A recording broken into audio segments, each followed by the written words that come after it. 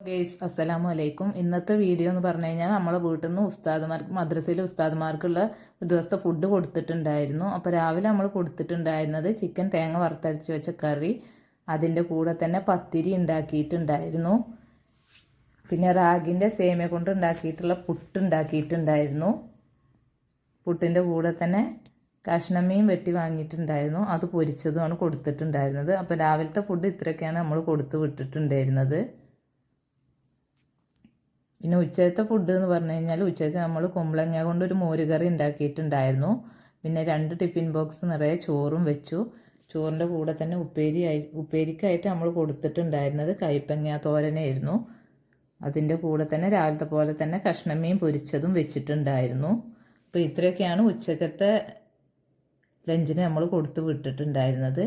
പിന്നെ വൈകിട്ട് നമ്മൾ കൊടുത്തു വിട്ടിട്ടുണ്ടായിരുന്നത് എന്ന് പറഞ്ഞു കഴിഞ്ഞാൽ ചപ്പാത്തിയുടെ കൂടെ തന്നെ ബീഫ് കറിയാണ് വെച്ചിട്ടുണ്ടായിരുന്നത്. ബീഫ് കറിയും കൊടുത്തു. അതിൻ്റെ കൂടെ വെജിറ്റബിൾ സാലഡ് ഉണ്ടാക്കിയിട്ടുണ്ടായിരുന്നു. കുക്കുംബർ, ക്യാരറ്റ്, ക്യാപ്സിക്കം ഒക്കെ ഇട്ടിട്ട് അതിൽ കുറച്ച് കുരുമുളക് പൊടിയും ഉപ്പും വിനാഗിരും കൂടി ഒഴിച്ചിട്ടുള്ള സാലഡാണ് ഉണ്ടാക്കിയിട്ടുണ്ടായിരുന്നത്. അത് കൊടുത്തിട്ടുണ്ടായിരുന്നു. പിന്നെ പച്ചക്കായൻ്റെ ഉപ്പേരിയാണ് കൊടുത്തിട്ടുണ്ടായിരുന്നത്. ഇത്രയൊക്കെയാണ് നമ്മൾ ഫുഡായിട്ട് ഇന്ന് ഉസ്താദുമാർക്ക് കൊടുത്തിട്ടുണ്ടായിരുന്നത്. ഇതാണ് ഇന്നത്തെ വീഡിയോ. വീഡിയോ ഇഷ്ടപ്പെട്ടാൽ ലൈക്ക് ചെയ്യുക, ഷെയർ ചെയ്യുക, ചാനൽ